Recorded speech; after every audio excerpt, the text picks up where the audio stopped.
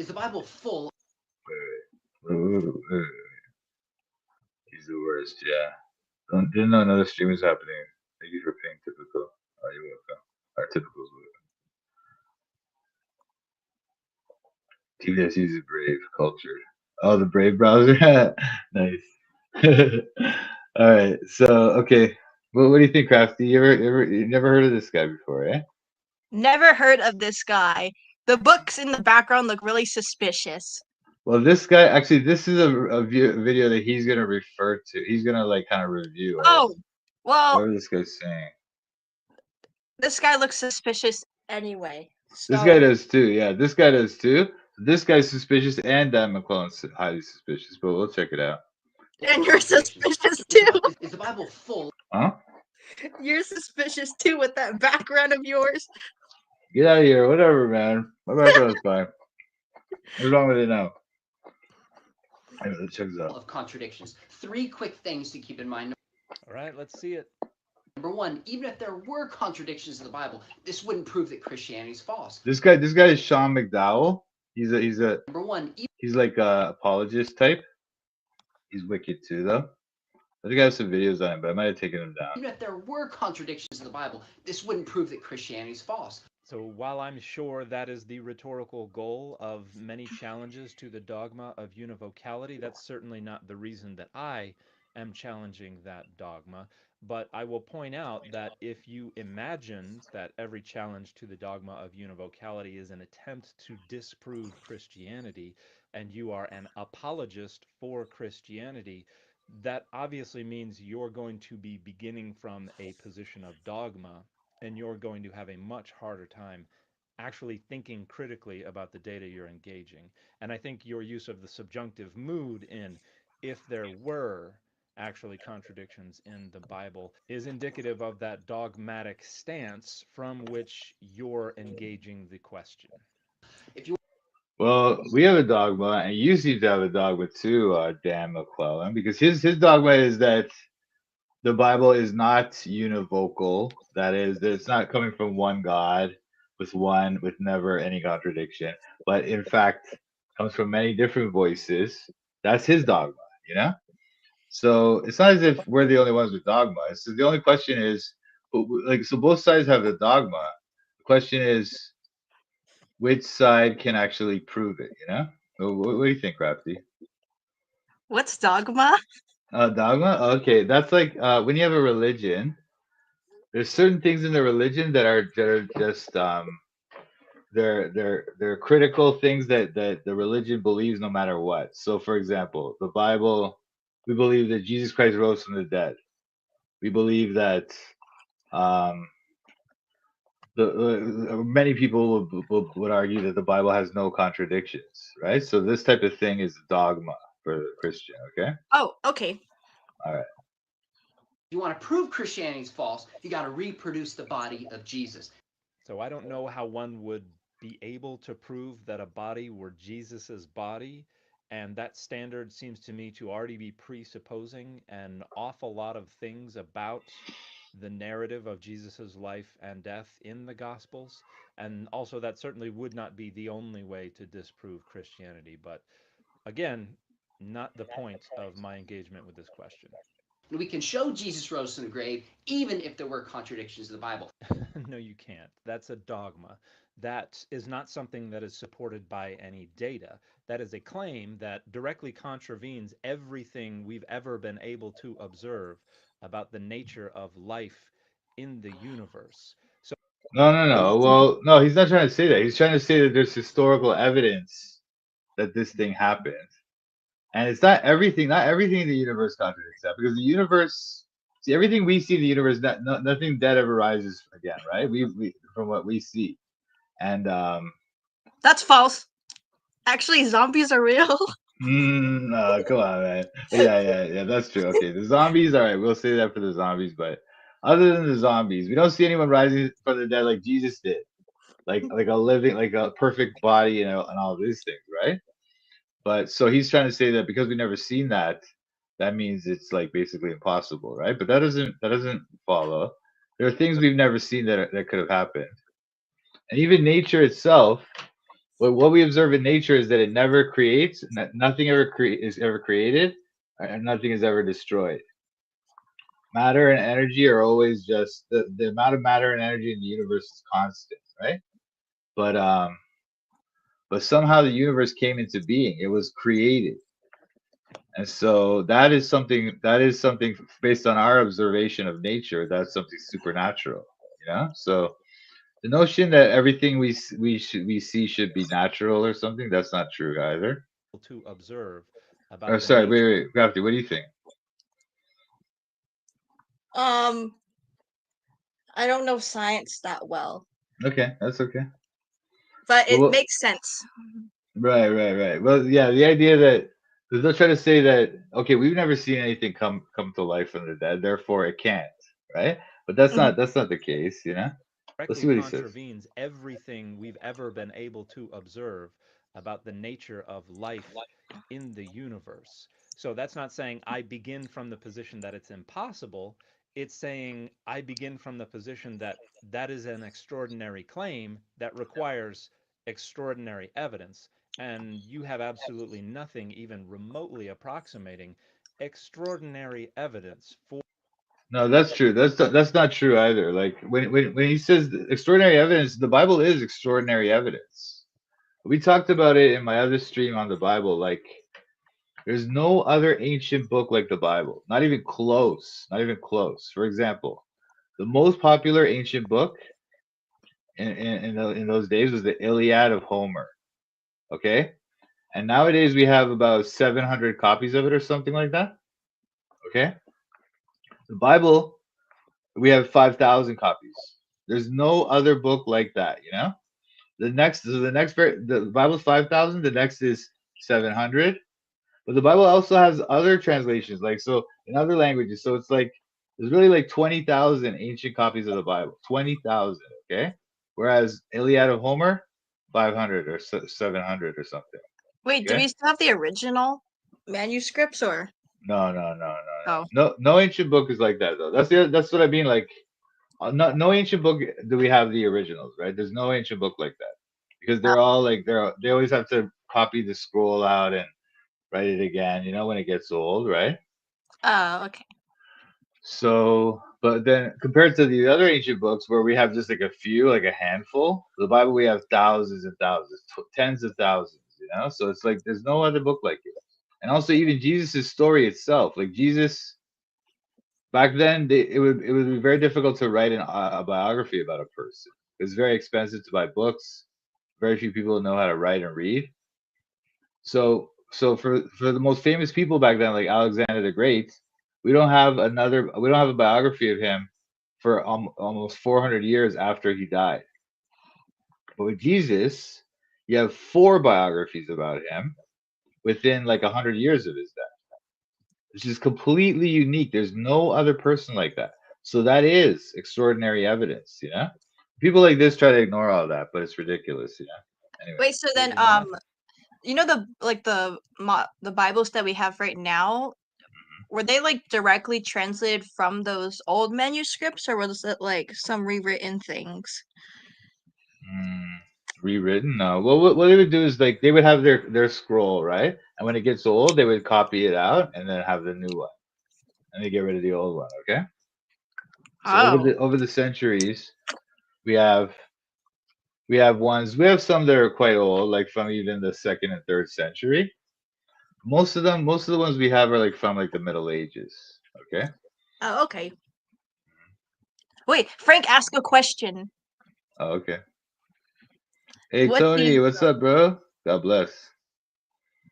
Um, I feel sorry for you. Mike Krafty, what do you both think of the Shroud of Turin cloth and head wrap? I don't buy it, man. I don't buy it personally. I think it's like Catholic propaganda. No offense. I don't know. What do you think about it? I don't know what those are. Okay. The Shroud of Turin is this thing that it's like this sheet that has like a man's face on it. Oh, that one. You know what I'm talking about, right? And that's Yeah. supposedly they say that that's the thing that when Jesus was wearing it when he died, and then or when we wrapped the body in it. Do they have evidence for that, or is it just like a claim? Well, they have their evidence, but it's very like it's very stretch. They stretch the claims that they make. You know, Oh, we can take a look at a video about it later, okay. maybe. Nothing even remotely approximating extraordinary evidence What do you for just this eat? event. Apple. What? Oh, okay. Is it chili? Okay. Yes, That apples are would shills because overturn the red color everything. symbolizes the shill, and blue represents the shill color of greenery. Yeah, okay. But look, hey, you notice it has a purple thing, eh? I never That, noticed that, that that, about this guy. that doesn't count. That doesn't count.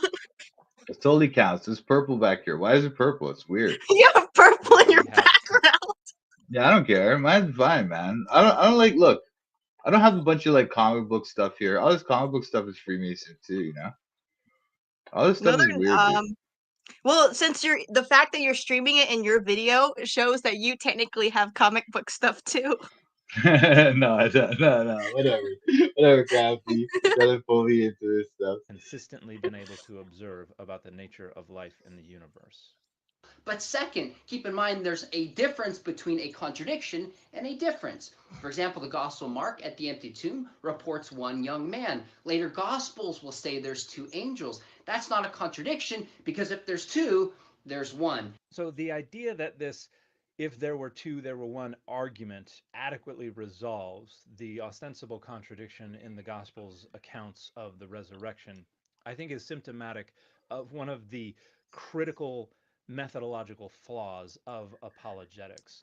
Because the main rhetorical goal of apologetics is not to convince people who don't already agree. It's not to convince me. It's not to generate an argument that is valid for critical scholars. The main purpose of apologetics is to perform confidence and competence so that the people who already agree can be made to feel validated. Look. You see what this is? You know what this is? This is not honest argumentation or anything, right? What he's doing right now is what they call poisoning the well. Okay, so he's giving his listeners the impression that everything that McDowell is saying is just so that people can feel validated. That McDowell doesn't have any attachment to the truth or trying to use evidence to prove his claims, right? That McDowell's only interest is in trying to make people feel validated, right? And that he's a person who respects evidence as such. You know what I mean? That's what they call poisoning the well because it makes people think like, oh, that stuff that guy's just weird and don't even listen to him. So it makes it before the guy can even make his argument, you're already thinking he's weird. You know what I mean? What do you think, Crafty? I don't know these big words. I don't know all these debate words. You're learning. So this is called poisoning the well. Okay, the Okay. guy's talking. He's talking bad about this guy, about this guy's motives. Without he doesn't know, like you don't know the person's motives. We shouldn't even comment on that, right? This guy Sean McDowell, the other guy, has an argument with evidence, and Hmm. he should just all this guy should look at is the evidence and then critique the evidence. But instead, he's before he even gets into that, he's starting off with this claim that the only reason McDowell even says anything is because he wants people to feel validated in their religion or whatever. That is a claim about his motives that we don't know. You know what I mean? Oh, I see. Okay. No. That's a no. Yeah, that's a no. In that agreement. And because their worldviews and their self identities are so entangled with the dogmas they want to be convinced are I know. I have a true, new video the idea for you, evidentiary Mike. bar is You should record yourself eating for like an hour straight. It's like ASMR. Get out of here, man. This shouldn't go on the camera and eat, but I don't care. I'm starving. But yeah, You this didn't eat shouldn't dinner? go in. Nah, I ain't a chance. Sorry, I'm gonna eat Um. later. Oh, I know. You should eat like something with chicken. Okay. I like this. I Chicken's like very chicken. good. Yeah, I Yes. do like chicken. with the dogmas they want to be convinced are true. The evidentiary bar is lying on the ground, and so they do not require remarkably robust or sophisticated or methodologically valid arguments. They just need to be made to feel that the arguments are valid. See, that's wicked. That's wicked. He's trying to say that this guy's like he's just trying to say that this guy has no methodology and no methodological validity or whatever, you know? Like this is like complete. This is real poisoning of the well poisoning type of thing. But this is just he's just accusing this guy of being a bad scholar, basically. Sean McDowell, the other guy. But he doesn't Wait, have any reason to say that. You know, he's just saying that about all apologists are like this. You know, what are you saying, Krafty? has he not debunked any of the evidence? Not yet. He's just right now. Yeah, I know. We're 3 minutes in. He's still just talking about the guy, but he's talking about or apologists in general. Apologists, all apologists care. They don't care about methodological validity.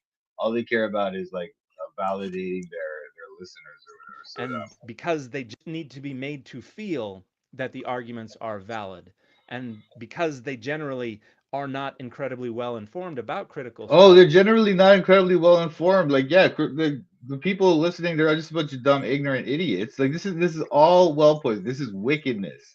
This is not scholarship, you know. This is like that's why these people like he's claiming he's a scholar, right? But this is not how scholars should act or talk, you know. But No, anyway, whatever.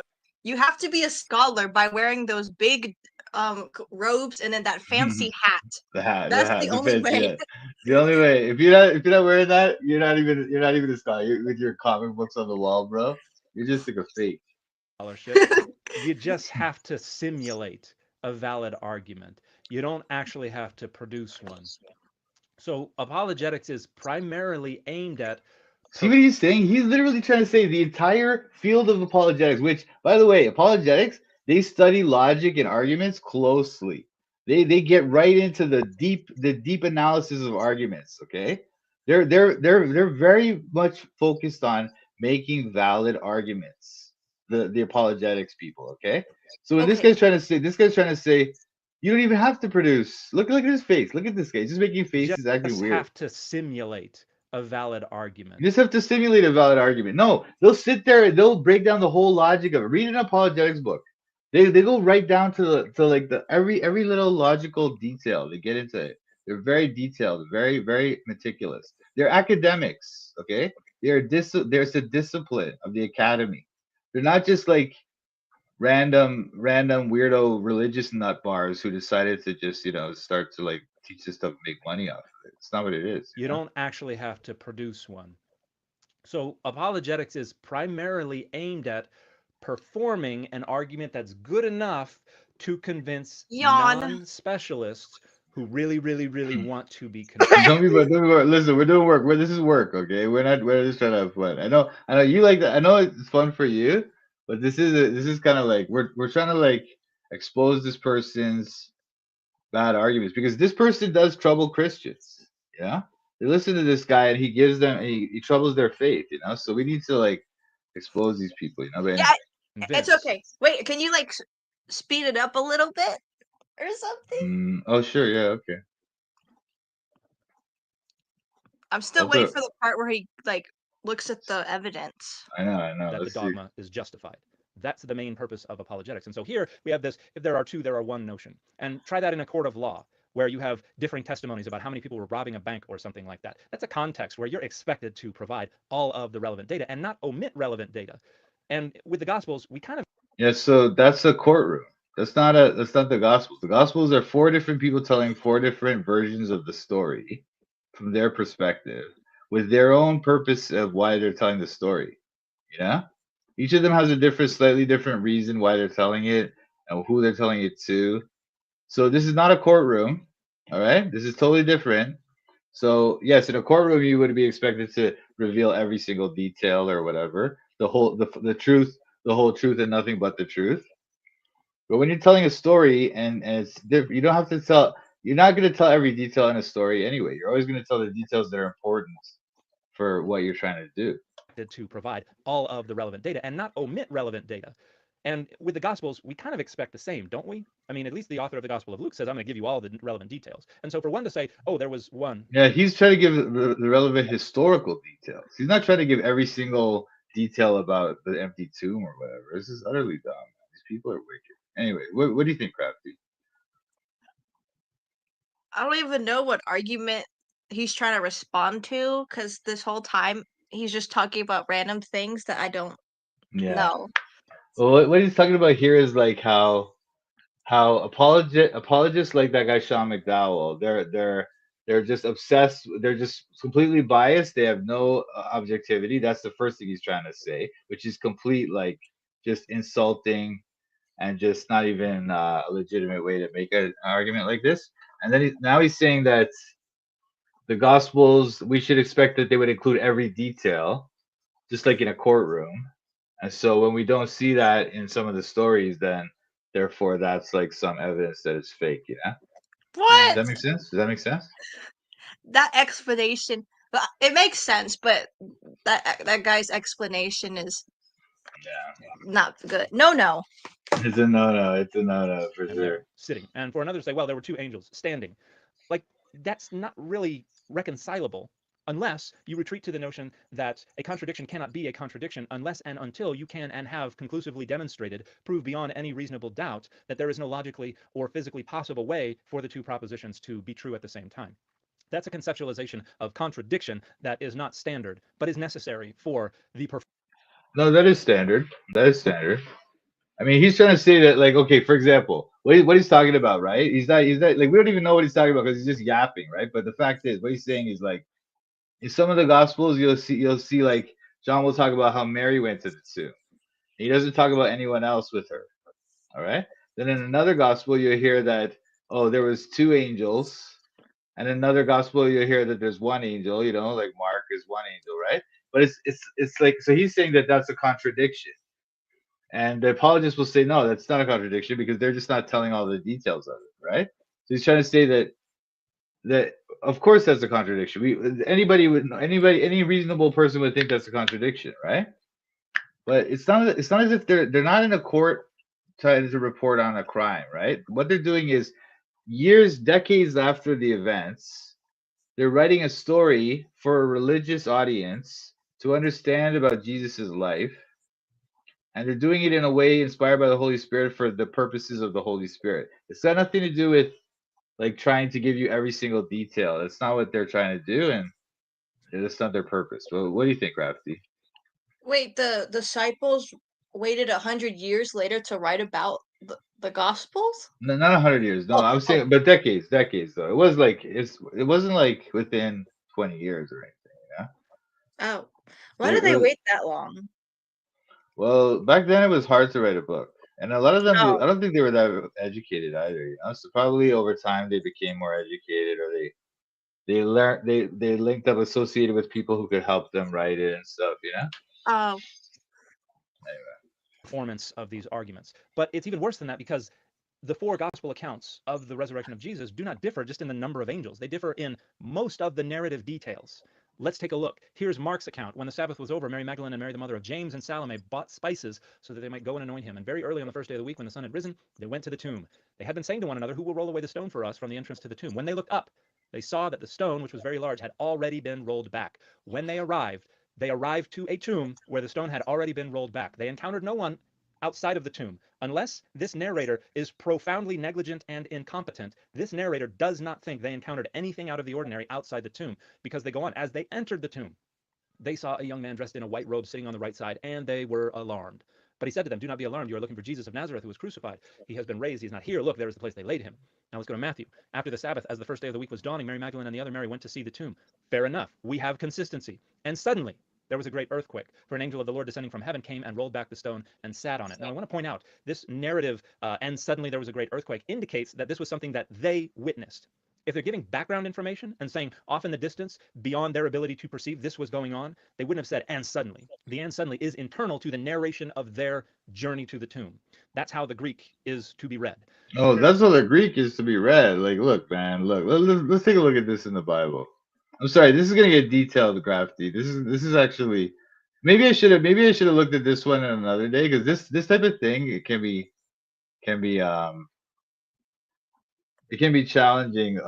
It's very detail oriented. This type of learning, but it's this is important too. But sorry, let me just show you. Okay, let's start with Mark. You know what? I feel like every single time when I come up on here, it's always like a surprise. Like I might join and we might watch random videos and call out shills, and then the other time I join, it's like a whole study lesson. I know. Sorry. That's the thing. That's the random videos, random streams. That's what they're like, you know. So when Mark, it says that when they looked, they saw the stone was rolled away. All right. Okay. And then let's see, Luke. And they found the stone rolled away from the sepulcher. Okay. Mm-hmm. Then John. The first day of the week cometh Mary Magdalene early, when it was yet dark, unto the sepulchre, and seeth the stone taken away from the sepulchre. So this guy's saying that Matthew, because Matthew says it differently. Let me see what Matthew said. Matthew said like there was an earthquake. Right. Yeah. In the end of the Sabbath, it began towards the end of the week. Behold, there was a great earthquake, for the angel descended from heaven and came and rolled back the stone from the door and sat upon it. And his countenance was lightning, his raiment white as snow. Well, this doesn't even say that the women saw that, you know? It says that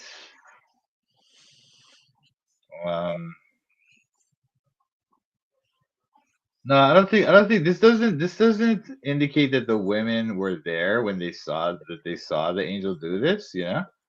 He's assuming that this means that the women saw it, right? And behold, there was a great earthquake. But that doesn't necessarily have to be. In fact, the fact that they use the aorist here, because this is all aorist, all these verbs. How do we know the timing?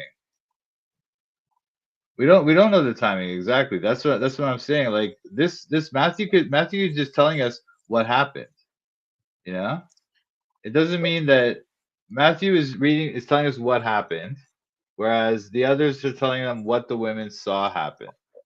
You know? There's no contradiction here whatsoever.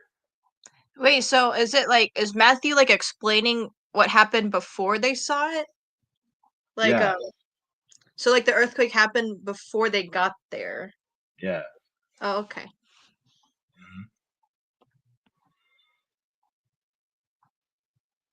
For fear of him, the keepers did shake and became as dead men. The angel answered, said to the women. Yeah, so I don't know. I don't think that's necessarily a problem for us. Let's keep going.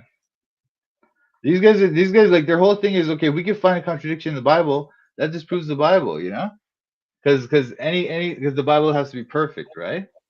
But it's like so they'll just hunt around for any little thing they can find.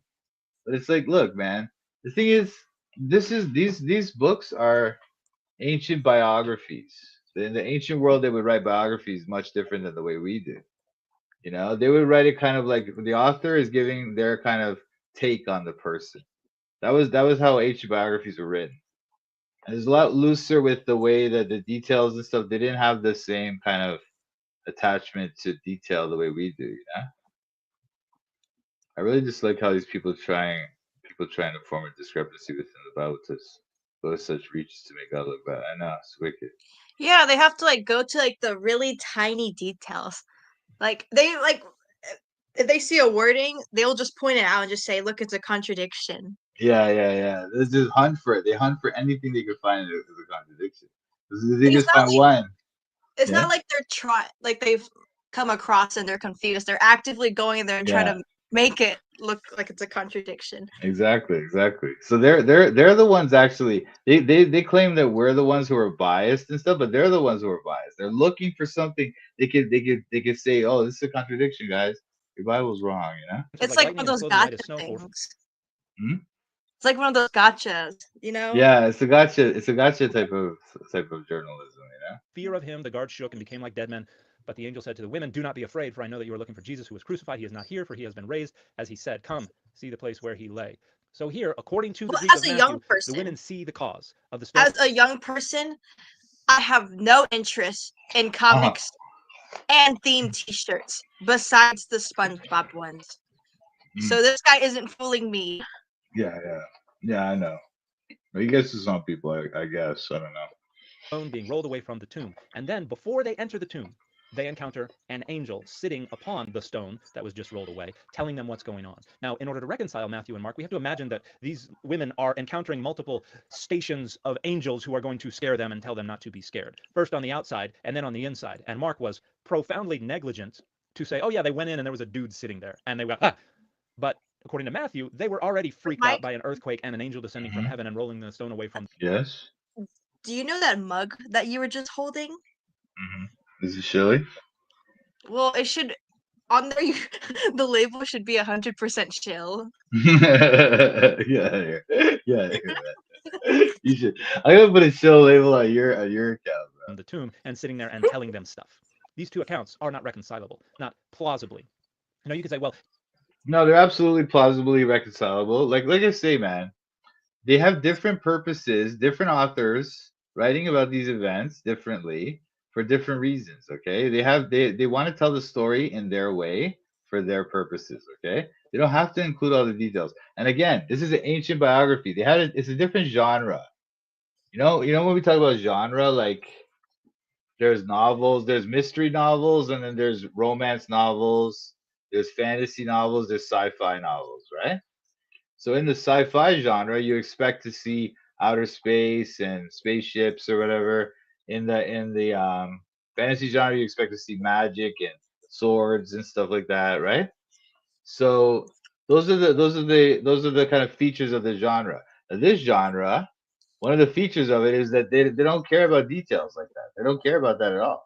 They're trying to tell you a story, they're trying to give you like this kind of impression of the man from the writer's perspective. That's what the ancient biographer would do. Okay, that's what they're doing here. So they don't feel the need to get every little detail exactly, every little thing. They don't care. But now I'm not saying anything's incorrect. Every single detail is correct, but they don't feel the need to give you every single detail in the story to tell you every single thing. Like, oh, there was four women, or there was three women, or there was two women. They don't care. They'll tell you about the women. Like John wants to talk about Mary only. That's the only woman he talks about. Other women went, but he only talks about Mary because that's all he cared about for his story. Yeah. But what do you think, Krafty? I agree. Okay. Sorry, this is getting boring. you can't say it's No, impossible, it's and that's no. I'm learning some things. Okay, cool. reconcilable, not plausibly. You could say, well, you can't say it's impossible, and that's debatable, but that demonstrates that the goal is not to actually generate a legitimate argument. It's just to try to gin up the tiniest little sliver of not impossible. No, no, no. We're not trying to do that. We're not trying to do not impossible. I'm trying to explain to you that it's perfectly reasonable that John would talk about just Mary because John's trying to tell you a specific thing about Mary and Jesus, about their relationship. He wants you to tell. He wants he's getting. He wants to. He wants the reader to learn something about Jesus in his story, and he's telling you that part of the story for that reason. He did not include the other women because that's going to take away from the events that he wants to relate to you for the story that he's trying to tell you. Okay, and that's perfectly reasonable within the genre of ancient biography. Okay, that's what I'm saying. I'm not trying to say that there's a sliver of possibility. No, I'm not trying to say that. I'm trying to say that the differences are to be expected because the authors have different purposes and they're writing from different perspectives. Okay, what do you think, Krafty? Yes, I agree. Okay. And to live and breathe and have your being in that tiny little sliver of not impossible, because that's all your audience needs to feel justified in accepting that dogma. But wait, there's more. But on the first day of the week at early dawn, they went to the tomb, taking the spices that they had prepared. Wait a minute. We heard in Mark that they bought the spices after the Sabbath had passed. But according to Luke 23:56, they prepared spices before the Sabbath. And here it says they brought the spices that they had prepared. They found the stone rolled away from the tomb. So Luke agrees with Mark that the stone had already been rolled away by the time they arrived. And Matthew is the one who says they witnessed the stone being rolled away by the angel, the first angelic station that they had to encounter. But when they went in, they did not find the body. While they were perplexed about this, suddenly two men in dazzling clothes stood beside them. So Mark said they went in and saw one man seated. Luke says they went First in. of all, let's talk about this. But on the first day of the week at early dawn, they went to the tomb, taking the spices that they had prepared. Wait a minute. We heard in Mark that they bought the spices after the Sabbath had passed. But No, because See, he's not understanding. They prepared some before, and then they bought some more after because you need lots of it, right? So that's all it is, man. They just bought more after Mark's talking about it. That's all it is, man. There's no contradiction here whatsoever, and there's no reason to even get all hype up like this guy is. You know, he's acting like, oh, look, they said something different, so it's wrong. Like it's utterly ridiculous. But do you understand what I'm talking about, Krafty, or what? I see what you mean. Okay, good. But Does like, it- is he expecting everything word for word to be the exact same in all the 4 gospels? or something like that. He's basically saying that if they don't have the same details exactly in the same order and every event told in the exact way, that there's some that means they're all wrong. They're all a lie. You know, But they're it's like from different ridiculous. witnesses. Like different Exactly. like Yeah. what? Yeah. I mean, imagine like if you told the story of this stream right tomorrow to your friend, and then I had to tell your friend the story of the stream. We would tell it totally differently. We would tell different stories about this guy. You would talk about this guy. You would say, "Oh, his comic books suck," or "He's weird." I would talk about how he's like a Freemason or whatever. You know what I mean? We would all have Yeah. our different versions of events, right? Yes, I would tell everyone that you are a shill. I know. You would. I'm gonna have to censor you now. According to Luke 23:56, they prepared spices before the Sabbath. And here it says they brought the spices that they had prepared. They found the stone rolled away from the tomb. So Luke agrees with Mark that the stone had already been rolled away by the time they arrived. And Matthew is the one who says they witnessed the stone being rolled away by the No, he doesn't say. Matthew does It not doesn't say say. that. Yeah, you see, so this is the type of thing. This is what they do. They like to act like we're supposed to be perfect, and they can just say whatever they want. And he'll just run over the text, change what the words say. Matthew never said that they beheld the stone. He never says that. But anyway, let's talk about that some more. angel, the first angelic station that they had to encounter. But when they went in, they did not find the body. While they were perplexed about this, suddenly 2 men in dazzling clothes stood beside them. So Mark said they went in and saw 1 man seated. Luke says they went in and were sitting there scratching their heads when suddenly there were 2 men standing beside them. The women were terrified and bowed their faces to the ground. But the men said to them, "Why do you look for the living among the dead? He is not here, but has risen. Remember how he told you while he was still in Galilee that the Son of Man must be handed over to the hands of sinners and be crucified and on the 3rd day rise again." So Luke's account is entirely different. And I really think the notion that these women went from angelic station to angelic station and had to be terrified anew at each station as these angels told them the same. See how this is the thing. This is more well poisoning, but it's kind of like mockery too, right? Where he's acting like any explanation that we give is just ridiculous. So he's like making his faces and acting like dumb like that. You know what I mean? Do you know what I'm trying to say, Krafty, or not? Yeah, I see it. Okay. Okay, that's wicked. Anyway, let's go. Thing each time is a pretty laughable way to try to resolve these contradictions. But wait, there's still more. We can go to John early on the first day of the week. While Oh, it was it's still dark, laughable. during It's a Magdalene- laughable way to make so our explanation is just laughable. Before we even get to make it. Like Mark, like he's not even listening to Sean McDowell say whatever Sean McDowell was gonna say, you know? He's just like, oh, it's ridiculous, you know? Like I guess I guess he's not even gonna listen to the apologists. He's just gonna tell you what apologists say, I guess, and act like anything they say is ridiculous, you know? But that's not what apologists say. Apologists do give pretty nuanced explanations of these things. You can check it out. It's easy to find online. You know, you can type in like contradictions between the empty tomb story or something, and then ask about apologists. to the tomb and saw that the stone had been removed from the tomb. Wait a minute. The other account said the sun had risen. It was dawn. John says no, it was still dark. And this agrees with Mark and with Luke that the stone had already been moved by the time Mary arrived. But that's not what Matthew says. So she ran and went to Simon Peter and the other disciple, the one whom Jesus loved, and said to them, "They've taken the Lord out of the tomb, and we do not know where they have laid him." Then we get this story about Peter and the other disciple running to the tomb. It's because John's only talking about Mary. See, that's the other thing about, like I said, like I was telling you, John only talks about Mary, right? Because John's trying to give you this specific. John's gospel is very unique. He's trying to really relay a different character about Jesus than the other writers. He's trying to give you this impression that Jesus is God, and that Jesus is and that if you believe in him, you'll have eternal life, right? So that's his purpose. And so he just focuses in on Mary and her episode, right? And that's why he's giving it from her perspective. And so it was dark when she got there or whatever. That's all it is, man. That's all it is. Nothing, no contradiction here whatsoever. it was still dark. And this agrees with Mark and with Luke that the stone had already been moved by the time Mary arrived. But that's not what Matthew says. So she ran and went to Simon Peter and the other disciple, the one whom Jesus loved, and said to them, they've taken the Lord out of the tomb, and we do not know where they have laid him. Then we get this story about Peter and the other disciple running to the tomb, looking in. Jesus is not there. There are no angels there, but Jesus is definitely not there. Then we go to verse 11. But Mary stood weeping outside the tomb. As she wept, she bent over to look into the tomb, and she saw two angels in white sitting Oh where my. the body of Jesus had been lying. One at the Oh, head you and know the other. what too? You know what too? Remember, it's like they left it dark. Should we look in the Bible, or what were we gonna say, Krafty? No, I was just gonna mention Michelle left a comment in the Okay, thing. I'll check it out. Thanks.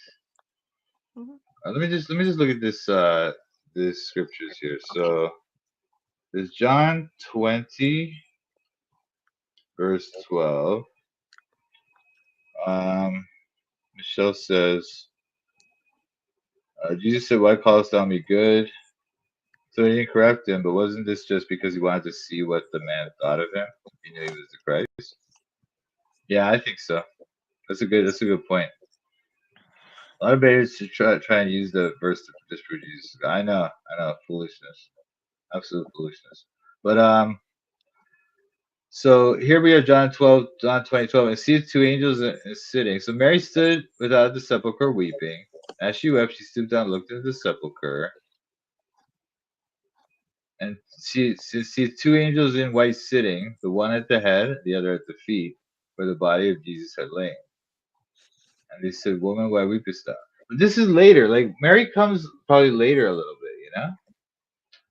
We should look into these things maybe more in detail, but Wait, Mary wasn't here when this happened, or Mary's here now, right?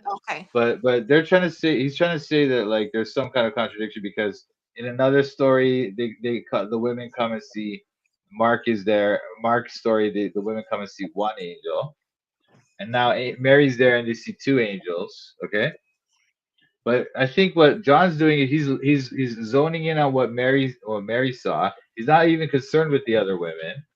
So Mary may have seen some other things that Mark didn't feel the need to talk about, right? And that's all it is, you know. Oh, okay, I get it. Because Mary actually sees Jesus, whereas the other women, you know, they don't, right? So that's another thing. Anyway,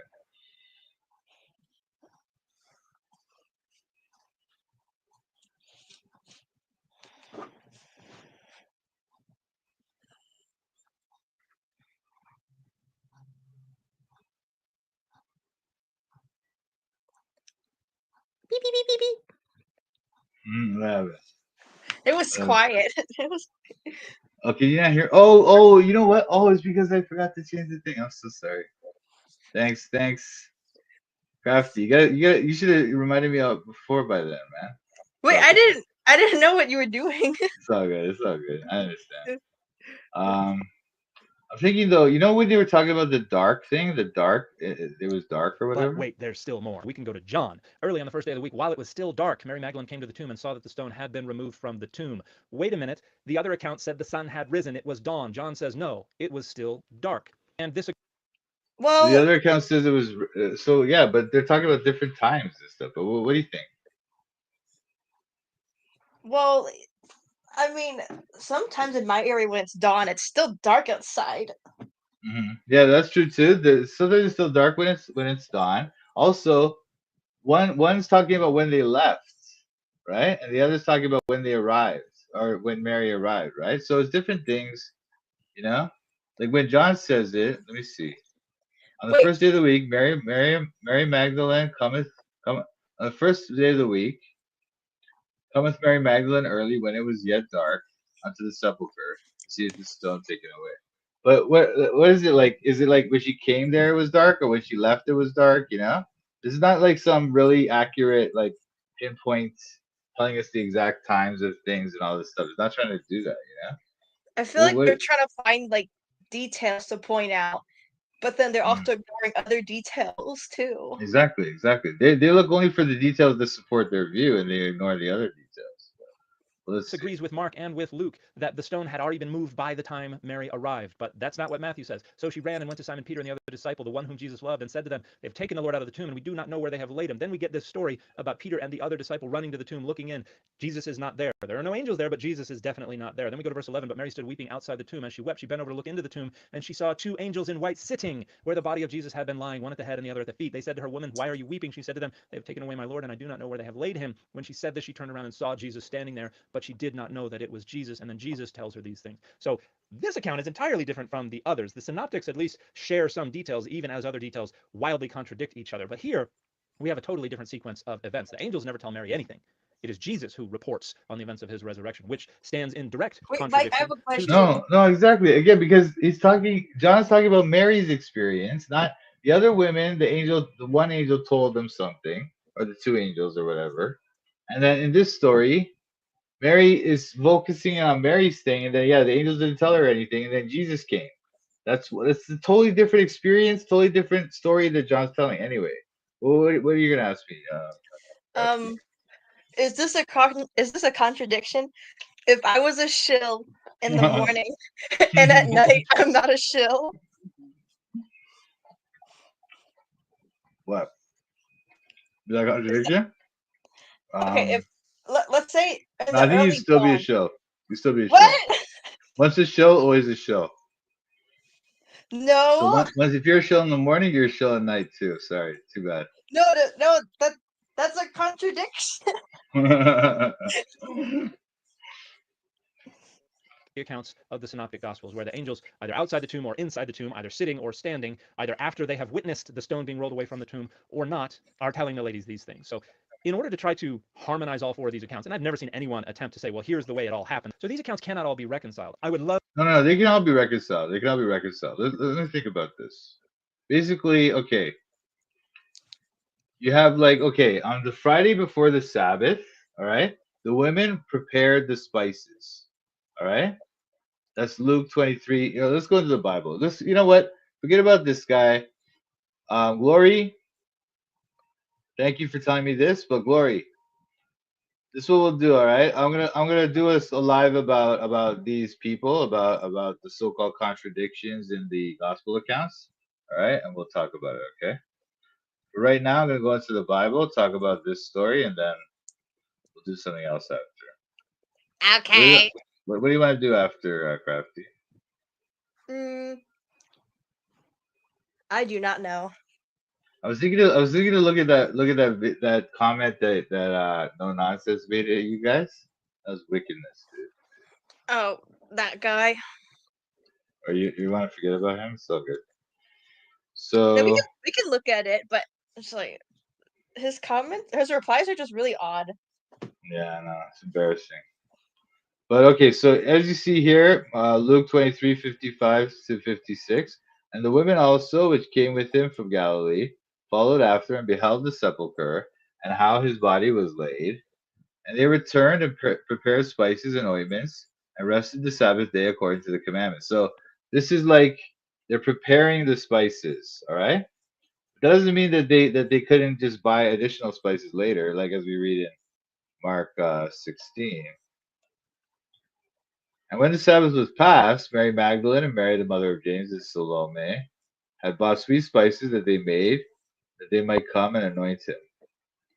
So they had bought. Actually, you know what? It says they had bought. So that could have even been the same thing. Yeah? That could have been the same event. It says had bought. You know what I'm trying to say?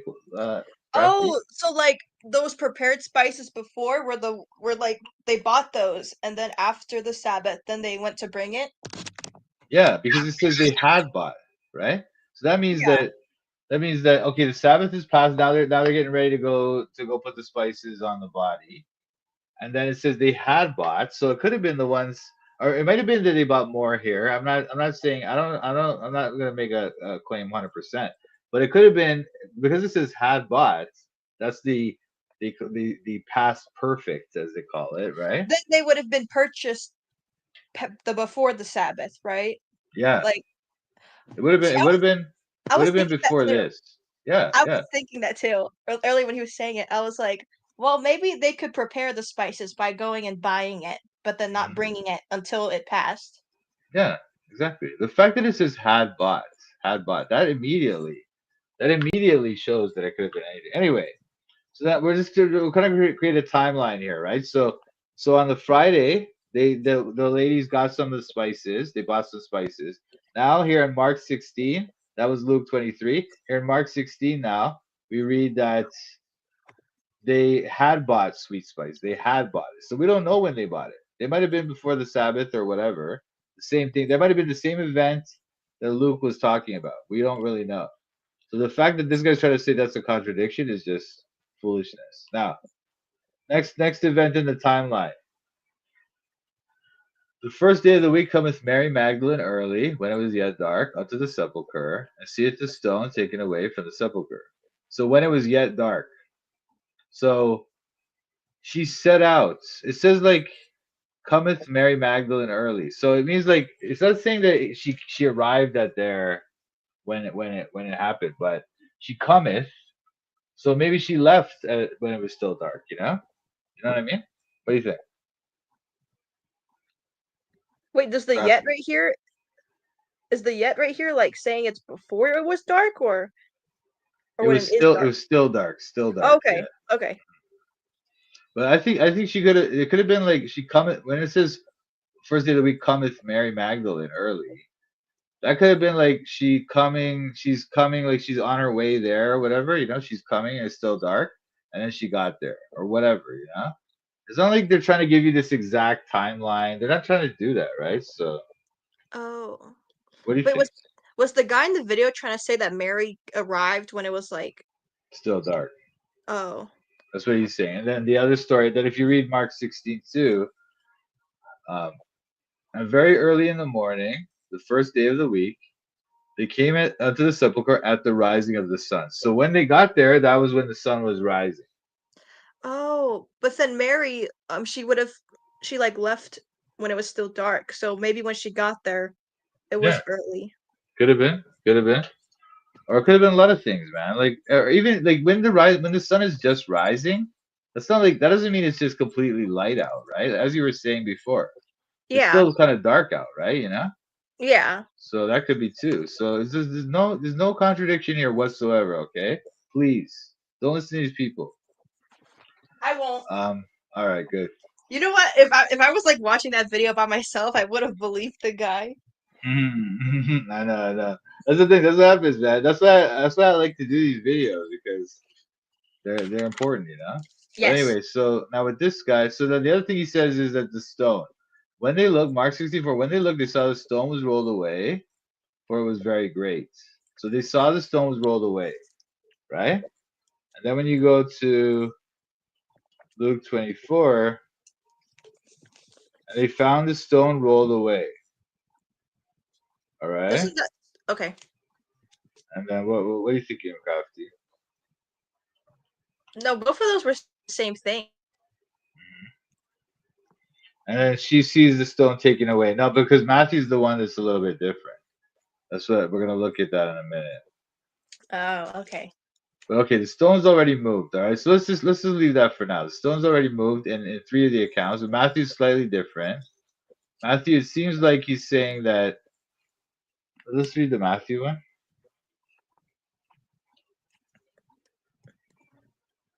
Oh, sorry, it would have been 28. I thought Matthew was saying that it was describing how like the stone was rolled away before they came. Yeah, I think so. In the end of the Sabbath, as it began to dawn toward the first day of the week, came Mary Magdalene and the other to see the sepulchre.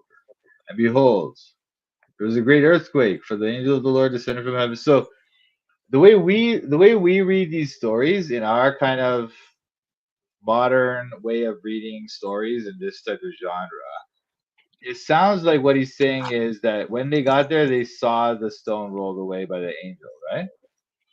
But the way he's writing in Greek in aorist tense, it could easily be that this is the fact that he used the aorist tense means that it happened already. All right. So it's very simply to be understood here that he's talking about something that happened already when the women got there. Okay. Yeah, I know stories that do that. Like I read some books before where they mentioned one thing and then right after that sentence they describe something that happened previously. Yeah, yeah. So It happens all the time. It's not some unusual thing.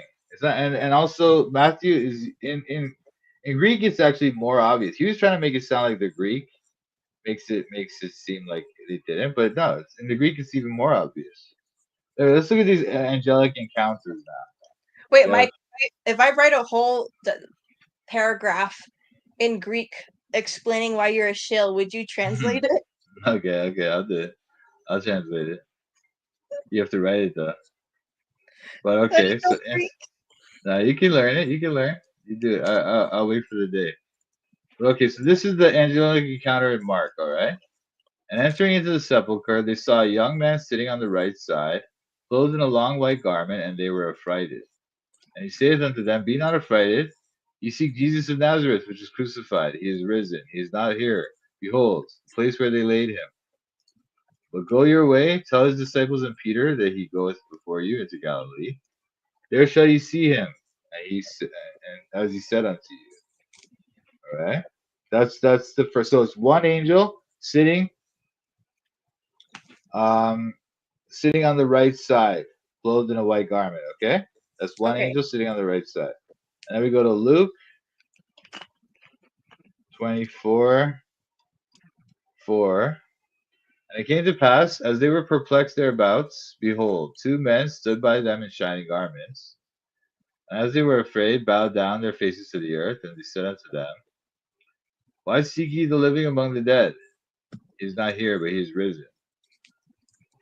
So I guess this is supposed to say that. I guess this is supposed to say that this is a contradiction. Is that really a contradiction? Let me think about this.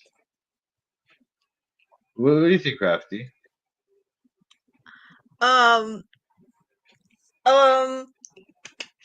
Wait, I'm trying to put on my scholar hat. I'm thinking.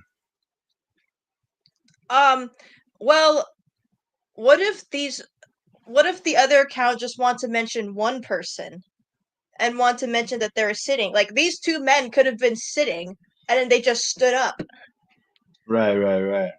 Or it could be that like there were two angels there in both stories, but Mark is only talking about the one angel. You know, he just Yeah. wants to talk about that because that's the angel that spoke, or whatever, man. There could be many reasons why this is different.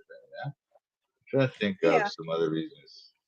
Well, because Um, these are different authors, so they'll include what they want to include in that sense. yeah, exactly. And the angel and the fact that the angel. Okay, so they saw two angels. So and Mark said they saw one angel, but maybe Mark just wanted to talk about the one angel because that's the angel that spoke, you know. And so he wanted to mention that. That's all it was, you know. Or Yeah. maybe one of the angels went outside, and then Mark is talking about that part of the story, you know. Whatever, Yeah. man. So we And shouldn't think of it like this. Go the ahead. angels could have like sat down and then stood, so they could have done whatever during that time. Yeah, exactly. And also the authors, the big thing is that the authors are trying to tell the story in their own way, and they're not concerned with all those little details or people trying to pick apart the narrative or whatever, you know. Because when you see John's version,